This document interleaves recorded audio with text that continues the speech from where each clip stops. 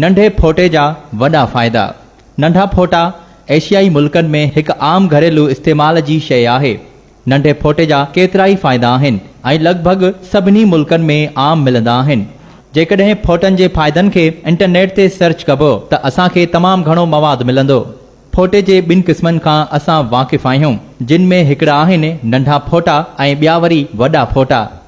नंढे फोटे जा केतिरा ई फ़ाइदा आहिनि। मानी खाइण खां पोइ वॾफ ऐं नंढा फोटा खाइण हाज़मे जे लाइ बेहद मुफ़ीद आहिनि। मादे जो कम बि आसान थी वञे थो ऐं हाज़मे जो निज़ाम बि बहितर थियण लॻंदो आहे। बदहज़मी जे करे पैदा थींदड़ गैस ऐं मथे जे सूर जे लाइ साई चांहि में नंढा फोटा विझी पीअण सां काफ़ी फ़ाइदो थींदो। मौसम जी तब्दीलीअ सबबि कुझु माण्हू गले में सूर, नज़ले ऐं बुखार खां तमामु घणो मुतासिर थींदा आहिनि ऐं हर वक़्तु पंहिंजे मुंहं ते मास्क पाइनि था। जेकी माण्हू हिन एलर्जी जो शिकार आहिनि, उहे जेकॾहिं फोटे खे चूसींदा रहनि त उन्हनि खे हिन एलर्जी जी मुसीबत, परेशानी ऐं तकलीफ़ खां निजात मिलंदी। नंढे फोटे जे ॿिज में साह जी तकलीफ़ुनि खे दूर करण जी ताक़त आहे। नंढनि फोटनि जे ॿिजनि खे चॿारण सां साह जी तकलीफ़ खां निजात मिले थी। उन खां अलावा साह जी बदबू खां निजात पिणु ॾियारे थो। इहो तव्हांजी महारुनि खे बि मज़बूत करे थो ऐं ॾंदनि जे सूर में पिणु फ़ाइदो ॾिए थो। फोटे में कुदरती एंटी ऑक्सीडेंट मौजूदु आहे, जेकी आंडनि जे कैंसर, छातीअ जे कैंसर, जेरे जे कैंसर ऐं बचेदानीअ जे कैंसर सां विढ़ण में मदद कनि था। उहे सभई एंटी ऑक्सीडेंट अहिड़नि सभिनी जरासीमनि खे रोकण में मदद कनि था। फोटे जो इस्तेमालु कब्ज़ खे मुकमिल तौर ते ख़तमु करे थो। फोटे जा जुज़ा हाज़मे जे निज़ाम खे बहितर कनि था। हिकु प्यालो ॾहीअ में फोटे जा दाणा शामिल करण सां कब्ज़ी मुकमिल तौर ते ख़तमु थी वेंदी। नंढे फोटे जे तेल जा चंद क़तरा पाणीअ में मिलाए गुस्ल करण सां थकावट दूर थी वेंदी आहे। उन जे तेल जो इस्तेमालु ॿारनि, पोढ़नि माण्हुनि ऐं उन्हनि सभिनी माण्हुनि जे लाइ फ़ाइदेमंद साबित थिए थो जेकी कमज़ोर आहिनि या उहे माण्हू जेकी सॼो ॾींहुं कम जे करे मसरूफ़ रहंदा आहिनि। उहे माण्हू हिन तेल खे इस्तेमालु करे सघनि था। फोटे जो तेल उन्हनि सभिनी लाइ बहितरीन इलाजु आहे जेकी पेट जे सूर में मुब्तला आहिनि। फोटे जो तेल इस्तेमालु करण सां बुख जी घटिताई, तेज़ाबियत ऐं दिलि जे कचे थियण जहिड़ियुनि बीमारियुनि खां आसानीअ सां निजात हासिल करे सघिजे थी। सीने जी तंगी, गले में सूर ऐं ख़ुश्क खंघि, इहे बीमारियूं समाज में घणियूं आम आहिनि ऐं ॾींहों ॾींहुं हिकु माण्हूअ मां ॿिए माण्हूअ में पखिड़िजी रहियूं आहिनि ऐं मौसम जी तब्दीलियुनि सां उहे गले जूं बीमारियूं एतिरियूं त वधी वेंदियूं आहिनि जो उन खां बचण जे लाइ डॉक्टर जे इलाज सां गॾु घरेलू इलाज, जंहिं में फोटे जो इस्तेमालु हिकु बहितरीन अमल सम्झो वेंदो आहे। नंढो फोटो खून जी घटिताई जे इलाज में पिणु मददगार साबित थिए थो, छो त उन में कापर, आयरन, विटामिन सी ऐं केतिरा ई विटामिन मौजूदु आहिनि जेकी रत जे ॻाढ़नि जुज़नि जी पैदावार खे वधाइनि था। हिकु गिलास गरम खीर में हिकु चपटी नंढनि फोटनि जो पाउडर ऐं हैड मिलाए पीबो त खून जी घटिताई ख़तमु थी वेंदी। नंढे फोटे में वॾे मिक़दार में मादनी मैग्नीज़ मौजूदु हूंदी आहे जेका जिस्म में ज़हरीले मादनि सां विढ़ण जी सलाहियत रखे थी। उन खां अलावा नंढे फोटे में मौजूदु टानिक पिणु जिन्सी कुवत वधाए थो। नंढे फोटे जो इस्तेमालु मादे में तेज़ाबियत खे ख़तमु करे थो।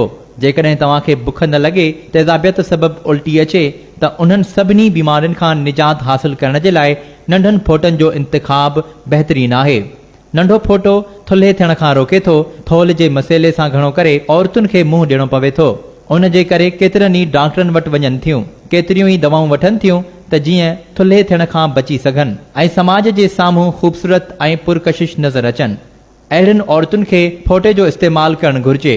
फोटे जो पाउडर सुबुह जो नेराने इस्तेमालु करण सां जिस्म में पैदा थींदड़ पघर जी बदबू आहिस्ते आहिस्ते घटि थी वेंदी ऐं उन जे मुसलसल इस्तेमाल सां पघर जी बोइ अचणु बंदि थी वेंदी। उन करे फोटे खे कुटे पाउडर करे सुबुह शाम पीअण सां अहिड़ियुनि मुश्किलातुनि सां आसानीअ सां निजात हासिल करे सघिजे थी।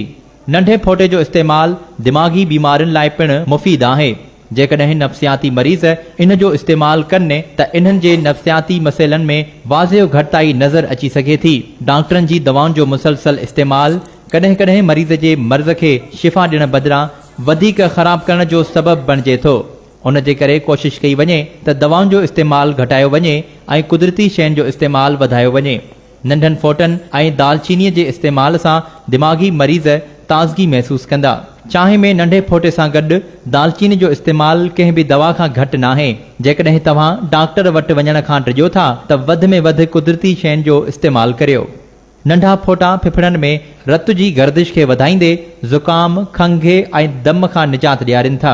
नंढा फोटा मादे में पाणीअ जे मिक़दार खे कंट्रोल करे पेट जे सूर खां बचाइनि था। नंढा फोटा मादे में मौजूदु झलीअ खे मज़बूत कनि था। इन जे इस्तेमाल सां मादे में मौजूदु तेज़ाबियत बि ख़तम थी वेंदी आहे। फोटा चॿाइण सां वात में लुआब जी पैदावार बि वधे थी, जेका खाधे जे हाज़मे में वॾी मदद करे थी। केतिरनि ई माण्हुनि खे साह मां बदबू अचे थी। इहो मादे जी ख़राबी या ॿियो को सबबु थी सघे थो, पर नंढा फोटा इन्हनि सभिनी बीमारियुनि जो इलाजु आहिनि। नंढनि फोटनि जो अरॻ पीअण सां हैज़े ऐं इसहाल जी सूरत में तमामु घणो मुफ़ीद आहे। फोटा दस्त ऐं कमज़ोरी जे इलाज में तमामु ज़रूरी आहिनि। इहे बीमारियूं ॿारनि में तमामु आम आहिनि, तंहिं करे ॿारनि जी ग़िज़ा में फोटे जो इस्तेमालु तमामु ज़रूरी आहे। चांहि में फोटे जो इस्तेमालु ज़हन खे ताज़गी ॾींदो आहे ऐं तव्हांखे सॼो ॾींहुं चुस्त रखंदो आहे। नंढे फोटे में मैग्नीशियम, पोटाशियम ऐं कैल्शियम जो वॾो मिक़दार हूंदो आहे। उन खे रत जे इलेक्ट्रोलाइट्स लाइ खज़ानो सम्झो वेंदो आहे।